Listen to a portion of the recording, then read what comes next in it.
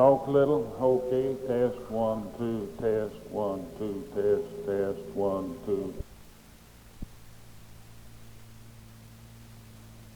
In this room, we will take part in a ceremony across the street when the last beam is placed in the new Liberty Tower.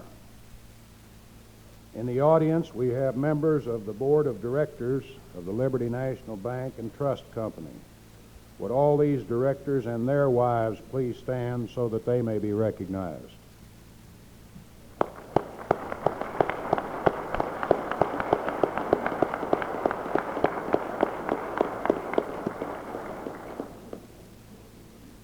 And now I would like to present our head table guests, whom you will not be meeting as part of the program. Would you please stand as I introduce you, and let's recognize them individually. Mr. Wayman Humphrey of Tulsa, President of the Oklahoma State Chamber of Commerce.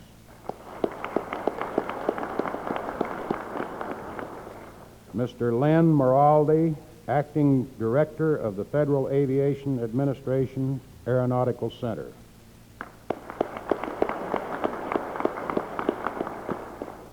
Mr. H.L. Longcrier, Jr., Vice President of the Henry C. Beck Company, contractor on the new Liberty Tower.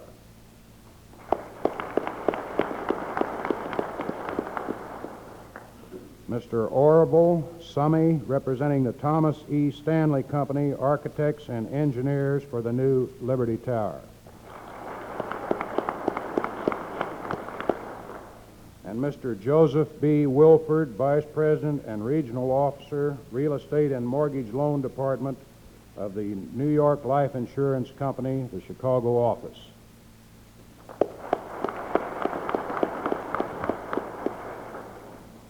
And now, before I ask for introductions from the audience, the individual members, I would like to introduce one myself that is out in the audience, former Governor Raymond Gary.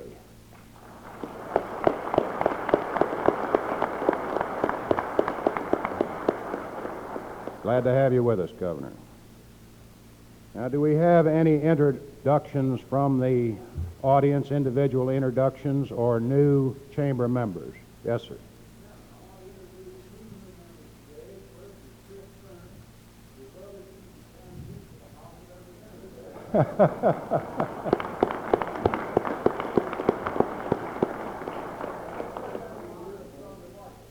I see.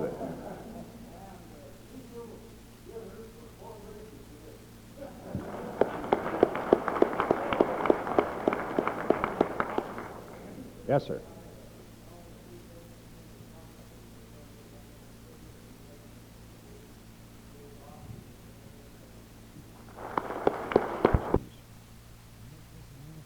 I would like to call on Mr. Phil Rhodes, a trustee of the Oklahoma City Airport Trust and chairman of the Chamber's Aviation Council. Mr. Rhodes.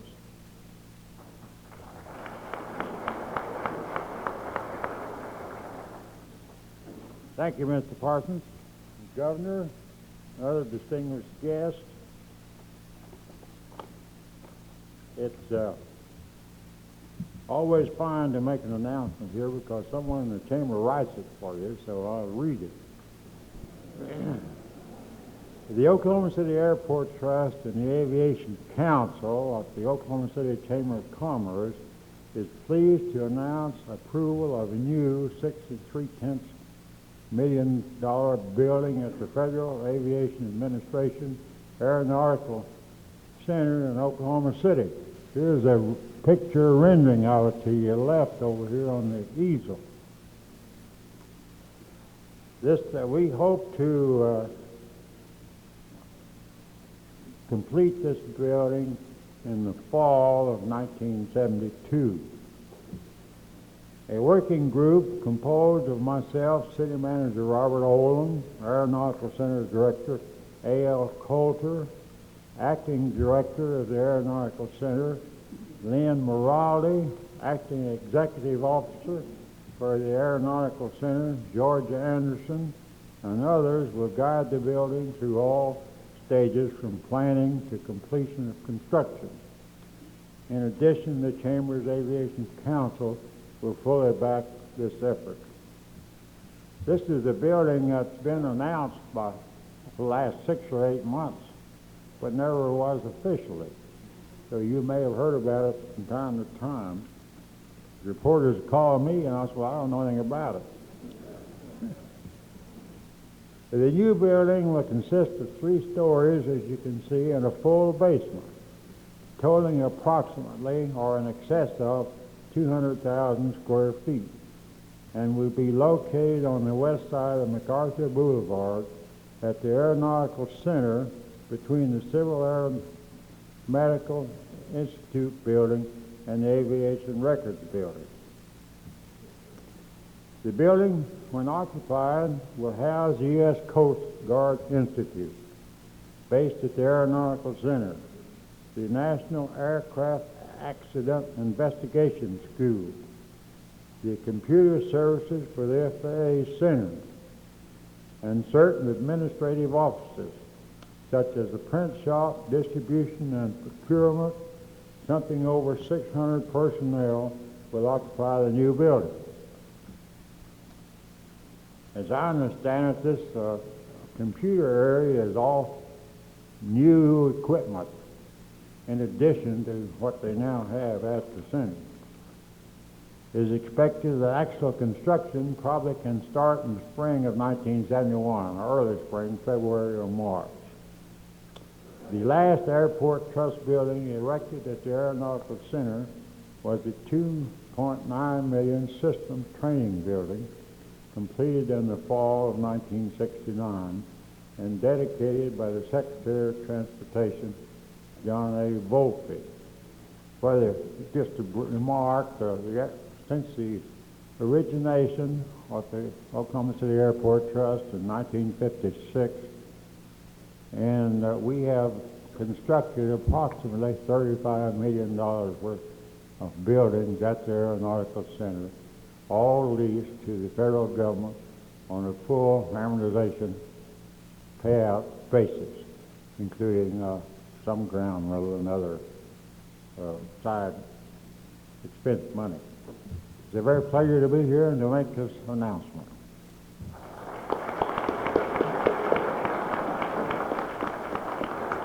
Thank you, Phil, and it's a very welcome announcement. I have looked forward to this next part of our program personally because it gives the Chamber an opportunity to publicly recognize the firms and organizations who have played a major part in the redevelopment of the first part, Section 1A of the Central Business District. We are all rightfully proud of the huge amount of construction taking place in downtown Oklahoma City today. But in the early 60s, this area had slowly deteriorated in a pattern similar to many other metropolitan areas. Many businesses were moving out. It was at this stage that drastic open-heart surgery was called for by the Oklahoma City Chamber, and this immediately became the Chamber's #1 goal. Through cooperation of our city officials and our businessmen, a long-range plan was developed. An urban renewal authority was set up, and the way was prepared for a new run. But to bring these plans into reality, construction commitments were needed from firms and organizations and from the people of Oklahoma City. This involved millions of dollars, and maybe even more important, a strong faith in the future of this city and of the state of Oklahoma. This faith was affirmed when a small group of firms and organizations started announcing construction plans. The citizens passed a bond issue to provide the initial funds for our future convention center. The areas began to be cleared by the Oklahoma City Urban Renewal Authority, and the City Council kept its sights high and its goals high. Today, each of these projects is in some stage of construction. Recognizing the significance of these commitments, which affect in a very concrete way our future, the outlook of our people, and the faith backed by deeds, the Oklahoma City Chamber of Commerce has set up an exclusive award to publicly express its appreciation to those who have made and in the future will make major contributions. 9 will receive the first awards today for their part in Project 1A. We have prepared a special plaque which we hope our honorees will display with justifiable pride.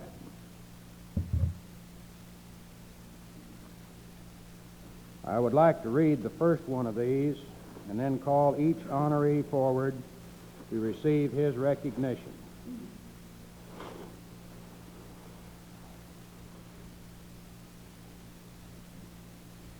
The Oklahoma City Central Business District Certificate of Recognition presented to the this particular one, Alum M. Street Memorial Myriad, for one of the magnificent manifestations made to Oklahoma City's heart, which will benefit the central Oklahoma area and the entire state.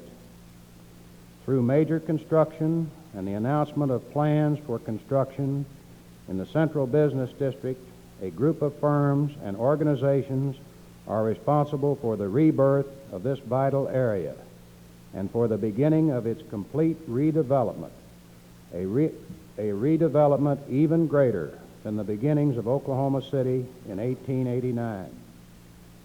The Oklahoma City Chamber of Commerce publicly recognizes and honors these firms and organizations and presents this special written expression of recognition in a special ceremony as evidence of its appreciation.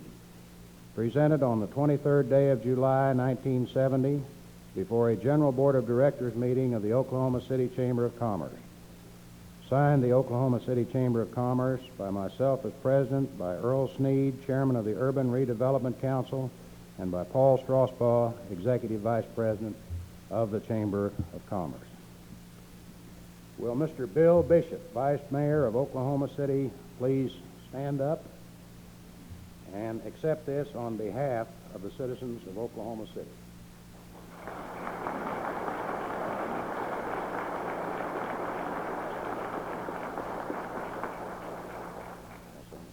John, if I may, I might say this is quite a unique acceptance, inasmuch as the very nucleus of the force that made this become a reality is sitting in this audience today. Had it not been for everyone collectively, of course, certainly this project would have never become a reality. But it's on behalf of the mayor and the city council, the entire citizens of Oklahoma City, and everyone present, certainly my pleasure to accept this award. Thank you.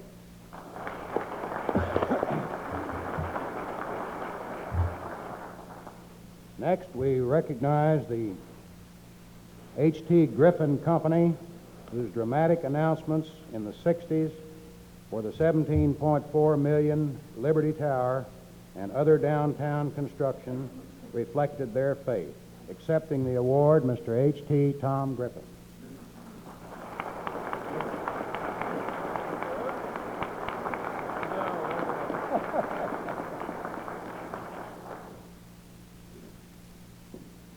The first major construction project in Project 1A was the Mummers Theater, now nearing completion at a cost of $2 million.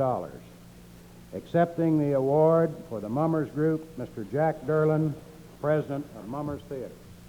Thank you,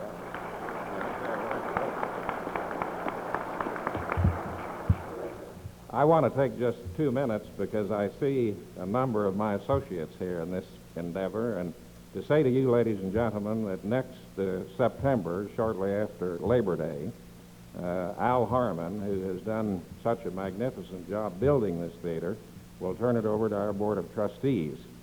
And at that time, John, we're going to have $3 million instead of $2 million invested in this theater, which has been raised locally here in the community and through the Ford Foundation.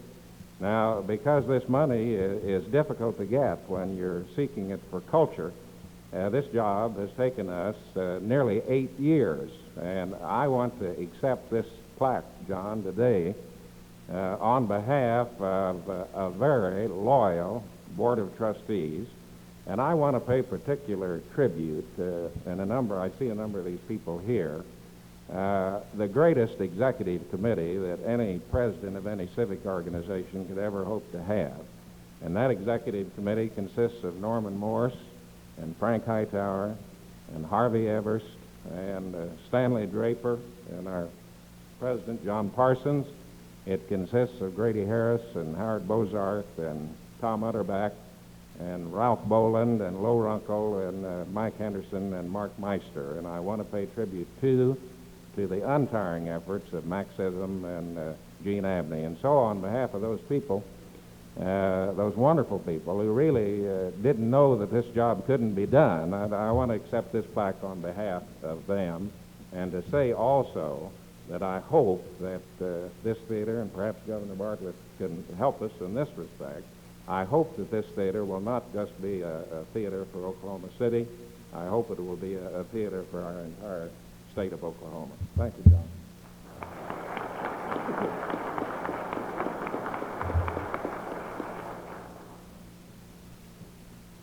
Through major remodeling programs, Mcgee has shown its faith in downtown Oklahoma City. Now under construction is the $20 million Mcgee Center with its 30-story office tower. Accepting the award, Mr. Dean A. McGee, Chairman of the Board of the Mcgee Corporation.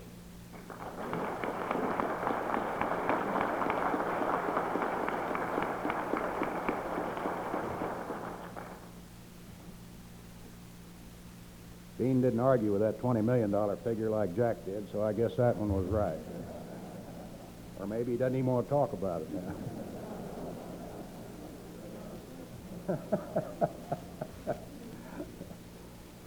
A major key through the entire redevelopment has been and is the Oklahoma City Urban Renewal Authority, which has done a job that is the envy of many, many other metropolitan centers.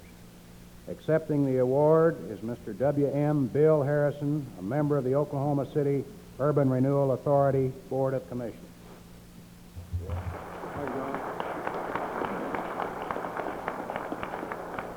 Won't take but a second of your time, John, but I'd be remiss if I didn't, on behalf of the Urban Renewal, thank the citizens of Oklahoma City, and especially our mayor and the city council and the Oklahoma City Chamber of Commerce, and also these developers in the downtown Oklahoma City who are willing to spend their money to develop these buildings. Thank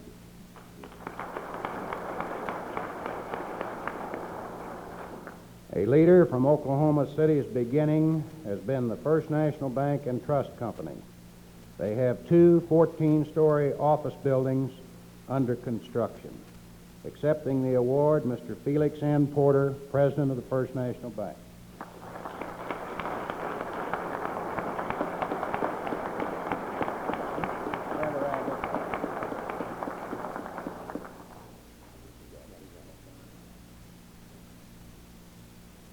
Another bank which has repeatedly shown its faith by building is the Fidelity Bank, which now has an $8 million 14-story office building under construction. Accepting the award, Mr. Jack Kahn, Chairman of the Board of the Fidelity Bank.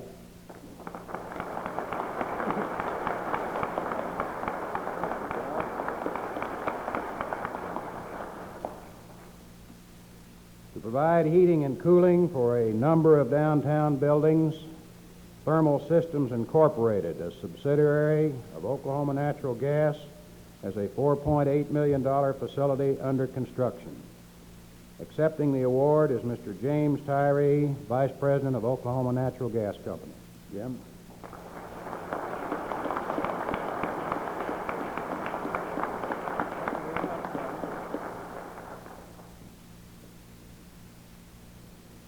The Liberty National Bank and Trust Company will not only be the major tenant in the new Liberty Tower under construction across the street, but also has a new $1 million motor bank under construction.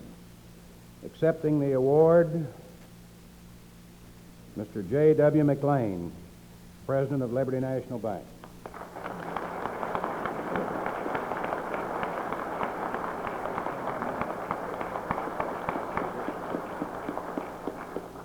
John, if I'd known you was going to go to all this trouble, we should have planned a topping out ceremony for the drive-in. I think we missed a big bet there. Could I ask my fellow officers and employees to please stand, on whose behalf I'm happy to accept this.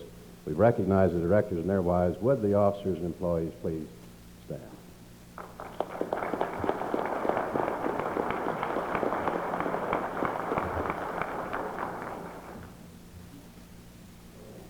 Ladies and gentlemen, these are the Chamber's first Central Business District Awards. We hope to make others to firms and organizations who will be making major announcements in the month ahead. I do have 3 brief announcements about upcoming events to call to your attention and invite your participation.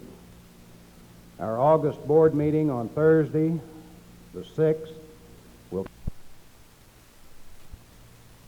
importance of building and rebuilding Oklahoma's capital city. Governor Bartlett has been a leader in growth and development for the entire state for the past 4 years. The Chamber has been pleased to work with him on a number of industrial projects. Prior to becoming Chief Executive of our state, he served 2 terms in the Oklahoma Senate. His full energies have gone to further the state of Oklahoma. Ladies and gentlemen, the number 1 citizen and the number 1 salesman of our great state, the Honorable Dewey F. Bartlett.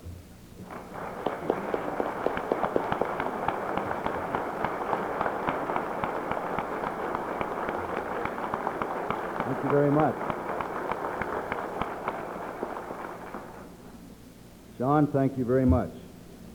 Mr. Bill McLean, President John Parsons, Vice Mayor Bill Bishop, members of the Board of Directors of the Oklahoma City Chamber of Commerce, my fellow Okies, ladies and gentlemen.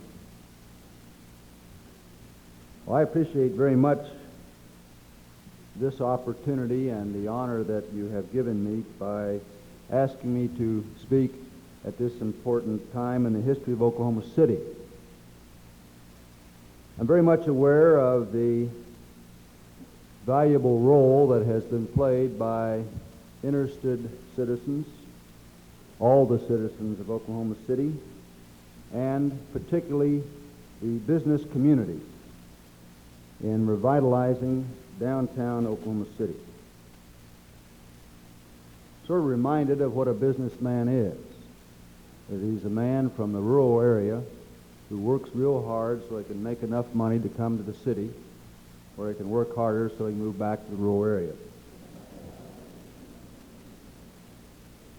But many people have come here from all over the state and placed their roots deep in Oklahoma City and built Oklahoma City and the state and stayed in Oklahoma City. I'm honored, too, to be here because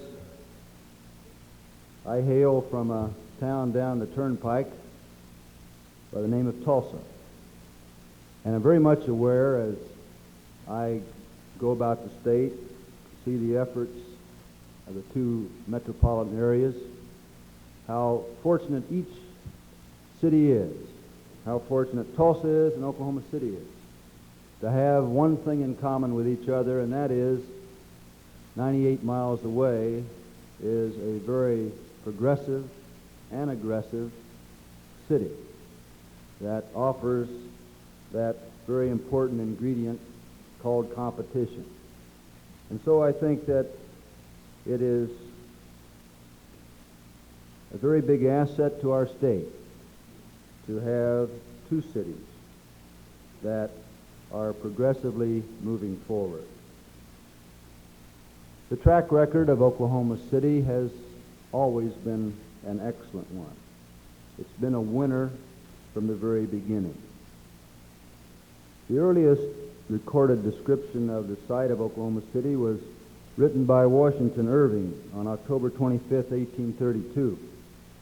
In his book, Tour on the Prairies, he wrote this: "We left the buffalo camp about 8 o'clock and had a tiresome and harassing march of 2 hours over ridges of hills covered with a ragged, meager forest of scrub oaks and broken by deep gullies. About 10 o'clock, we came to where this line of rugged hills swept down into a valley through which flowed the North Fork of the Canadian River, a beautiful meadow about a half-mile wide, enameled with yellow autumnal flowers, stretched for 2 or 3 miles along the roof of the hills, bordered on the opposite side of the river, whose banks were fringed with cottonwood trees, the bright foliage of which refreshed and delighted the eye. All this after being wearied by the contemplation of monotonous wastes of brown forests. Washington Irving's party then forded the river just south of where we are today. Would you think it possible that Washington Irving could at that time have predicted the establishment of a city of nearly 500,000 people on this plot of ground that consisted, as he described it, of scrub oaks, deep gullies, ragged hills, and a river that you could walk across? The location certainly didn't have the usual characteristics of a frontier town. There was not a great deal of water for a safe water supply. There wasn't any military importance, particularly to the site. But yet, on April 22nd, 1889, as you well know, Oklahoma City became a city overnight of 10,000. And Oklahoma City has been running at a very rapid pace ever since. Things have certainly changed since that first night for a city in 1889. Oklahoma City is now a center for trade routes by land and air. It's in a state that is very quickly going to be a transportation hub of the United States with water, air, rail, and ground transportation that as a hub will fan out throughout the country. We have a great military complex in Tinker Air Force Base. We now have Oklahoma City, despite the fact that the North Canadian River can still be crossed on foot in spots, we now have an adequate water supply. We now have vision and plans for the future that even provide more in water and more virtually in every part of living. Oklahoma City has grown considerably in the last 81 years. This development has been a model picture of progress. As an example of the growth in our state's capital city, let's review just the past decade, the 60s. During that 10-year period, 86,500 job opportunities were created. 55,349 new housing units were constructed. It produced 919 miles of new paved streets, 85 miles of new expressway systems, $1.2 billion in new buildings, residential, commercial, and public. Will Rogers Airport saw a new terminal erected. There was a new central post office built. Baptist Hospital began operations. The National Cowboy Hall of Fame became a national drawing card for tourists traveling through our state. The new State Fair Arena was built. A new police headquarters now houses some of the finest police officers in the country. The Civic Center was remodeled. The OU Medical School announced plans to develop a $185 million medical complex that will be one of the finest such facilities in the nation. A massive urban renewal program began, which is changing the entire face of the downtown area. And in terms of dollars and cents, your own chamber estimates that $3.9 billion was invested in urban growth in Oklahoma City during the 60s. So it was indeed a decade of progress for Oklahoma's capital city during the 1960s. What does this mean? This means, of course, more jobs, more opportunities, more chances to do things. It means responsibilities on various levels of government, particularly your city and your county. And they have performed very ably and very well in the many areas that have required their attention. But as your city grows and prospers, it becomes stronger economically. It becomes better able, with proper planning, to look to the future. I noticed that John mentioned that soon some statistics will be announced about the growth in Oklahoma City, and so I will mention just a couple that I have, and they may be different anyway, John, to show the current situation. But the employment in Oklahoma City reached an all-time high in June of this year of 290,100, some 4,400 larger than June of 1969. The unemployment historically goes up rather sharply in the month of June when the students reach the labor market. So I'll use May on unemployment, and I really think it'll be a more accurate comparison of the true situation in Oklahoma City. But compared to a 5% unemployment rate nationally, at the present time, Oklahoma City in May of this year was 3.3. Very, very much lower than the national rate.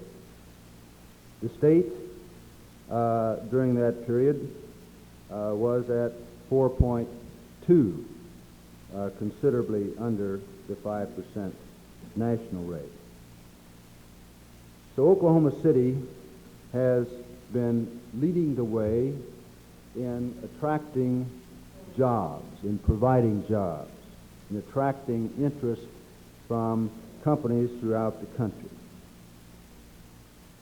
I would say that Oklahoma City is the hottest city going, not from a temperature point of view, but from the point of view of attraction today to expanding companies. Companies interested in expanding their office forces or expanding their manufacturing facilities. And this has been borne out by the recent growth that has been occasioned and the growth that will take place in the very near future that's already very evident. Your city can look inward for leadership, as it always has, financial capital, and services that some smaller cities must find outside your local community. Your city has been progressive, and I'm reminded of the challenge that reached Oklahoma City at a time when your leaders realized there needed to be some change. There needed to be some redevelopment. And this was at the beginning of the last decade. As one resident told me one time, and I think perhaps he described it very accurately, he says the downtown area just sort of wore out all at once. But this presented, in addition to a problem, it presented some solutions to the problem. Because eyeing that problem, the Urban Action Foundation was formed with Stanley Draper Sr. as its president. And through the efforts of many people, all of you who are here primarily, and others, including Mr. McGee and Mr. E.K. Gaylord, Edward Gaylord, Harvey Evers, Stanton Young, many others. Private donations were collected, and in July of '64, a contract was signed with the internationally famous architect I.M. Pei. You know, as I do, that this name is spelled P-E-I, and most of us would probably pronounce it pie. This plan was then called the Pie in the Sky Plan. There were doubters, just as there have been in Oklahoma before, as to whether the state could move forward, whether Oklahoma City could wrestle with this problem and come up with a workable solution. And could they do it soon enough? Well, the pie in the sky plan, the pay plan, is well along to completion. In December of '64, in the Persian room across the street, Mr. Pay dropped the wraps off his model of the new Oklahoma City. Project 1A of the Oklahoma City Urban Renewal Authority covered 528 acres of the downtown area. And that includes the 320 acres of the original town site of Oklahoma City, the site described in 1832 by Washington Irving. And how fitting it was for the occasion, because here were the roots of Oklahoma City, the downtown, the original site where a city was created 75 years before. And on this same site would be built a new downtown. As architect Pay said on that Persian room unveiling, and I'm quoting him, "When this is completed, you should have the most beautiful city in the United States." At a time in the development of the country when beauty, ecology, and environment are so important, and we all are realizing more and more all the time the importance of this, having not only a functional, economically sound, culturally sound foundation to a city by having these things available in a downtown, it's also very important, as Mr. Pay said, that you will have the most beautiful city in the United States. Since that time, there has been less than a 10% variation or deviation from the original Pay plan. And so the pie in the sky plan will be completed, and the goals that Mr. Pay had will become reality. On August 11th, I will be with many of you again in the Persian room where the new Mummers Theater will be dedicated. It will be the first building completed under the Pay plan for redeveloping the Central Business District. The new $2.8 million Mummers Theater will be one of the finest theaters in the nation. And as was said earlier, it certainly will be a theater enjoyed and used by citizens from all over the state. 83% of the land in 1A project has already been purchased. The years ahead will see the dreams turn into reality. The $22.9 million Myriad, now under construction, will bring national conventions to Oklahoma's capital city with 15,000 seats, 100,000 square feet, a 1,200-car underground parking garage, and the most modern, up-to-date facilities. The new convention center will stand as a giant drawing card for Oklahoma City and the entire state. The John F. Kennedy and Medical Center projects will refurbish homes or provide new quarters for many of the city's residents and will contribute to a better way of life.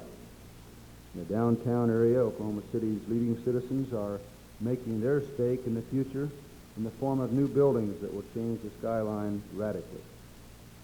Kerr Mcgee, you know, is spending $20 million, and I agree with that figure, John, on a new 30-story building.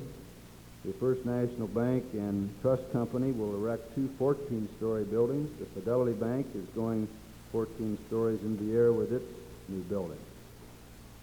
As Liberty National Bank today tops out its new building at 35 stories, the $17.4 million tower will be the tallest building in Oklahoma.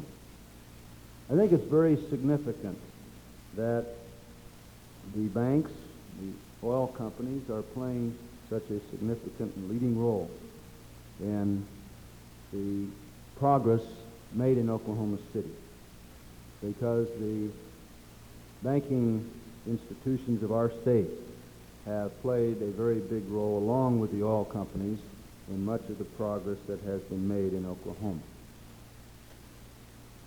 When you package all this redevelopment together, some people undoubtedly will refer to Oklahoma City as the Dream City.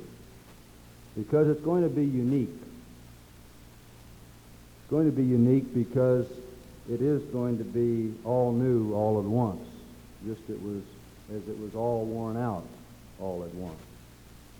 And so the planner had a free hand, Mr. Pay, in deciding just what he would do. He wasn't restricted with the normal restrictions of many buildings that would have to be built around. And so he was able to provide limits on heights and shapes of buildings and dimensions so that it would form a beautiful portrait, as he said. And I think as Oklahoma develops further, the beauty of Oklahoma City will be one of its top assets. Going back to the pie in the sky, we must realize that, and going back to the very beginnings of Oklahoma City, that this city was not built and developed because of its natural environment or the natural facilities that were available. But it was developed into the great progressive city that it is today because of the people who had a purpose and still have a purpose of developing a beautiful, growing, expanding city for the benefit of all. You have in your city many things of great importance, innovation, to lots of people, such as one of the first approaches in Negro management, ownership, and employment in a company called NEOX, sponsored by Western Electric. So you have an interest in people, by people. And this is why, in my opinion, you have been able to build such a great city. Using the word good in its deepest sense as the most general word of commendation in the English language, I would say that Oklahoma City is a city of good sense, good living, good business, and good people. It came into being because of good people with good sense who wanted a good place for good living. These are its real foundations, I believe, and I think the foundations of any good city. And on these foundations will be Oklahoma's capital city, and it will continue to grow and prosper. I might add, in adding my congratulations, Bill, to you and the directors for this great occasion today.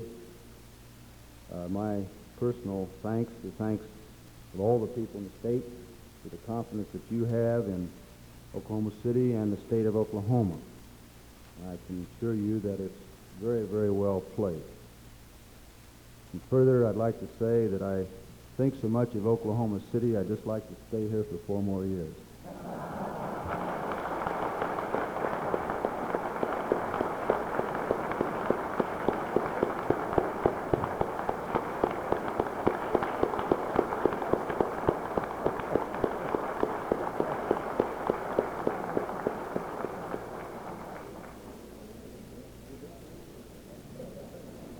Well, thank you very much, Governor Bartlett. I really shouldn't tell this because Paul Strasbaugh is liable to throw a knife at me from back there in the middle of the room, but impulsively I will. An industrial prospect was in the Chamber's office just earlier this week for the first time, and right out in the middle of a rather serious discussion, the president of this firm says, please, please don't tell that salesman out there at the Capitol that we're in town, at least until we get a few statistics. And now to invite your participation in a special ceremony that will follow immediately and to announce the winner of the door prize who will get to ride up on the last beam. It is my pleasure to call on Mr. Bill McLean, Vice President of the Chamber and President of Liberty National Bank and Trust. Bill?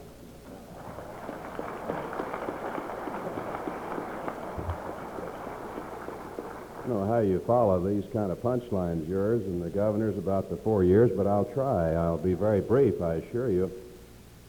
You know, reflecting on wonderful things our very busy governor's taken time to say, and reflecting on the parade of awards, John, that you've displayed here, I can't resist saying that this surely is one of the better tomorrows we're enjoying today, the kind we've been saying we've been building for. I must say, marvelous experience. While I'm being a little dramatic about it, hope not too much so, I'd like to put the spotlight on Les Longcrier. Les was introduced earlier. He represents, as you know, the Henry C. Beck Company. Henry C. Beck Company does not live in Oklahoma City. It lives in Dallas, Texas. Henry C. Beck Company was identified with this building fully a year before the Liberty was. It would have been a gross injustice to have insisted on the displacement of the Henry C. Beck Company as a general contractor for the building, in our opinion. But more than that, through the work of this man right here, primarily, at our request, it is a pleasure to announce today that local subcontractors and suppliers will be the beneficiaries of the cost of this structure to the extent of 80 cents of, approximately 80 cents of every dollar that will be spent on it. Unless you didn't have to do that, you did it at our request, and I think this is the place to give you the spotlight, and we're grateful to you.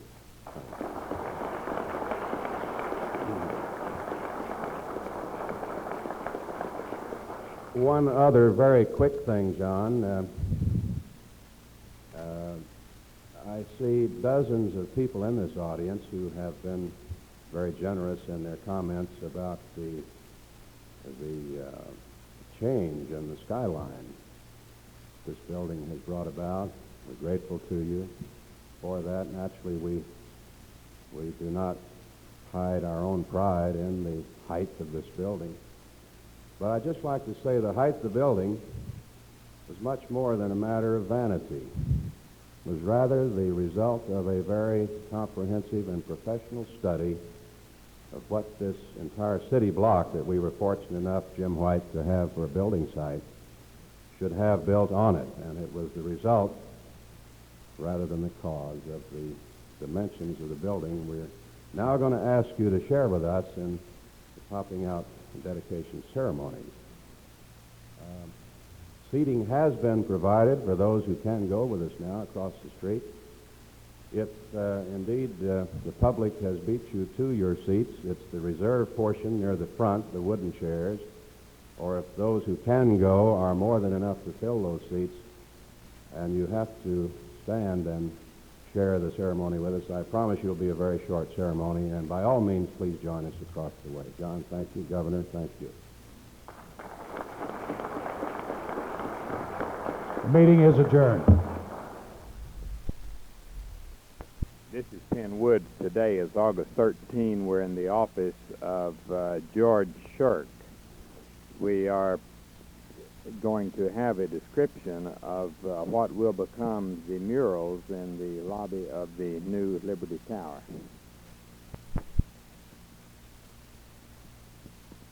This is George Shirk, President of the Oklahoma Historical Society. Several weeks ago, Mr. McLean and Dean Hayes commissioned me to serve as chairman of a group to review the sculptures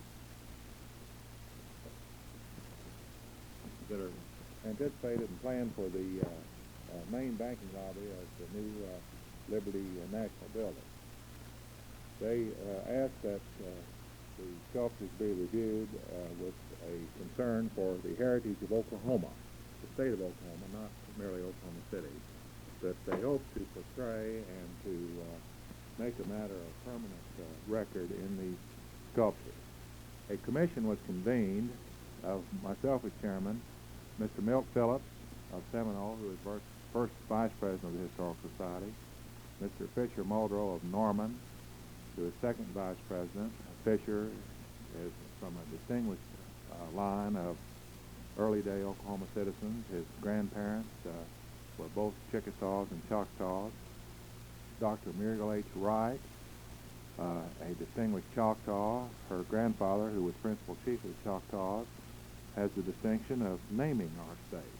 Chief Wright coined the word Oklahoma, which, as you know, is a Choctaw word.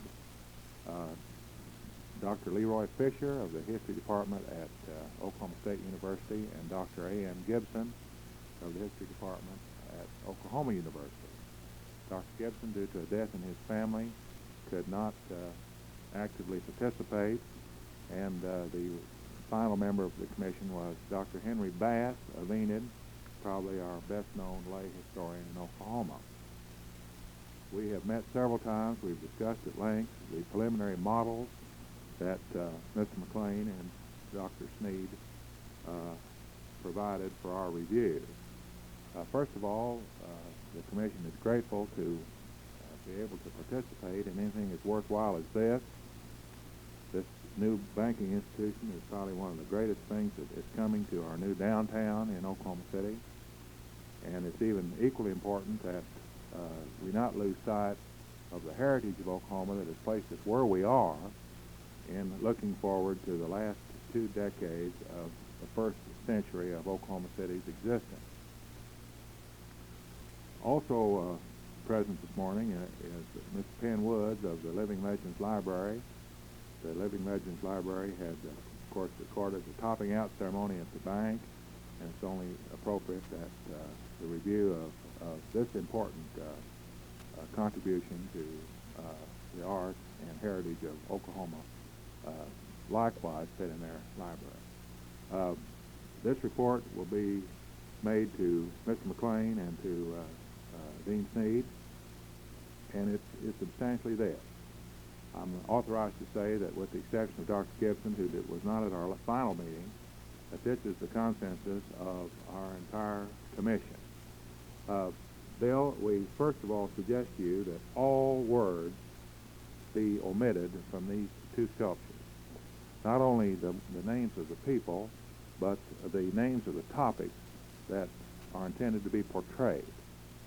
If it is not possible to discern from the sculptures themselves the theme of heritage that that particular sculpture portrays, nothing is added by putting a word or a name for that particular topic. However, if in your final decision you do determine to leave the names of the topics in, we ask that you not use agribusiness as one word. We feel that agriculture is important enough to have a topic of its own, and that, of course, everything on here except the people themselves is some form of business. Now let's review the models as they presently exist. We understand the circumstances of the preparation of these models, and this is not intended as criticism at all, but merely like a lawyer will do with the first draft of a document. He works it over with an effort to refine it and polish it. We concur with your conclusion that the bronze color or finish is better than the silver finish, and we assume that both will be in bronze. In seeing the models of the main banking lobby, we do agree with you that the bronze is more appropriate with the rest of the finishings of the main banking lobby, and of course bronze is a warmer color than is the present shade of silver, which is the second one. Turning to the model that's designated agribusiness, we note that at present there are 3 or 4 things shown: a steer or buffalo, we assume that's the cattle industry, shocks of grain, your oats of wheat, which is significant, birds, and something at the bottom, which is an agricultural product we don't quite recognize. We suggest that the birds be eliminated from this particular panel. While birds are important, they do not fit into the agricultural life. They're certainly not chicken.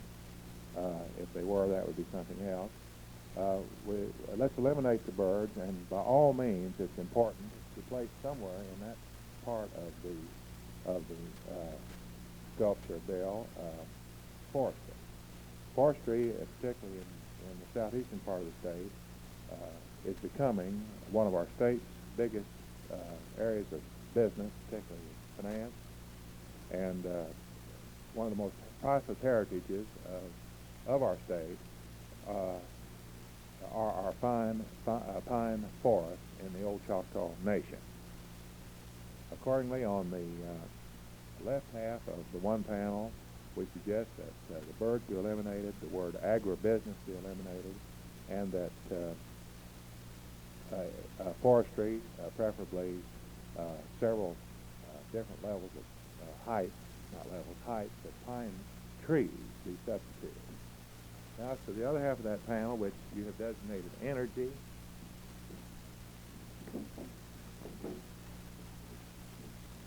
there are more forms of energy than merely oil and gas. By circumstance, the sculpture, of course, being from another country, recognizes oil and gas for the importance that it is in Oklahoma. However, we have several other forms of energy that traditionally are very important. I refer, of course, to solid fuels. We urge that all those names be removed and that a symbol somehow of a coal mine or solid fuel, such as a mine tipple or a flag pile of some sort, consistent with the environment, be substituted. This would not only serve the solid fuel industry, but would tend to recognize the lead and zinc industry in the northeastern part of Oklahoma. And also, we would be remiss indeed if we attempted to recognize the energy aspects of Oklahoma if we did not recognize atomic energy, particularly as the world's largest peacetime civilian use of atomic energy is an Oklahoma-based corporation. So we urge that somewhere in that particular energy panel, the traditional symbol of atomic power, the same symbol that we used in eras to atoms at our own semi-centennial, the little atoms rotating around each other, be included there. So as to the energy part, we recommend the names be eliminated, the word energy be removed, and that a symbol for solid fuel and some sort of representation for atomic energy be included. Now as to the portion of the panel relating to what is designated as science and industry. The traditional emblem for science is the retort, and then for another branch of science, the T-square and the compass.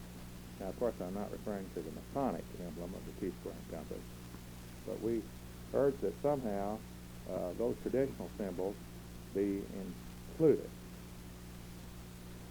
The B-52, those three letters, to be removed, but we assume that that is intended to recognize the aviation industry. That's very good.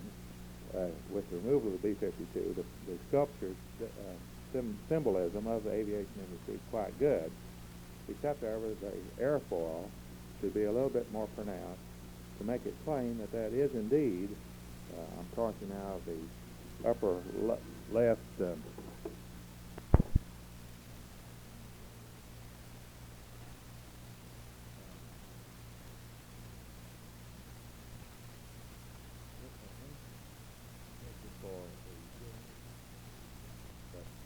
believe that a little bit more emphasis should be placed on aviation.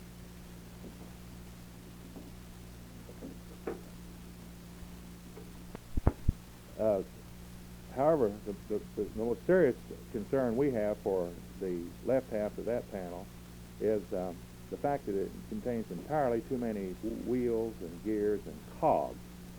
Apparently the sculpture inadvertently was impressed with the symbol of motion and power and transfer of energy and strength that that all of those wheels and cogs portray.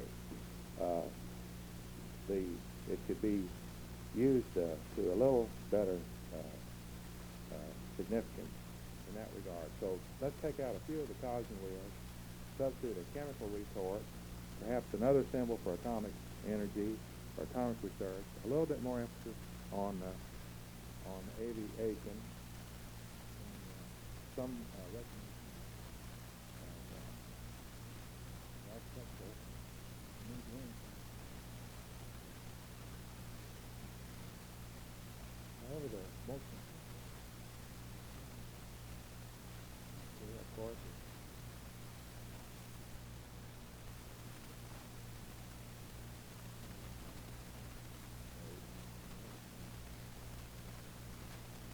that's the people part.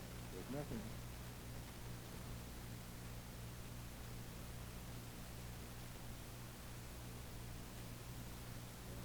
Not because of but because of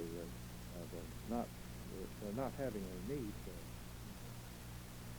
that whole panel dealing with the citizens of our state to rework and recast entirely. We believe it would be much more significant and much more lasting if composite, impersonal heads, figures, features, faces, as the sculptor may determine, for different portions of our state's history be shown in lieu of what's there now. One head we recommend is these are all impersonal now, composite heads, of a pioneer woman. Not necessarily a copy of the wonderful statue of Bryant Baker's at Ponca City, but similar to a symbolic honoring or tribute to the woman of our pioneer heritage. Another one, of course, is an athlete. We urge that an impersonal, it recognizes the name, but obviously an athlete be included. Another would be, we ask you to consider, is an astronaut, because until the Apollo 13 shot, Oklahomans had more hours in space than any other state in the Union. Ohio now has won the last.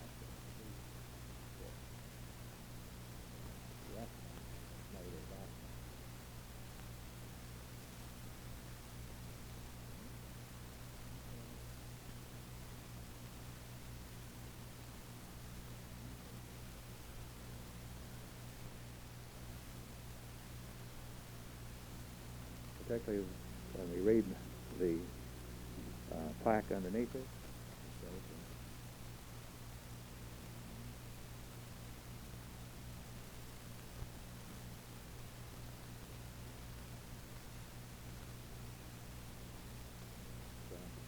In the span of one lifetime has man built so mightily.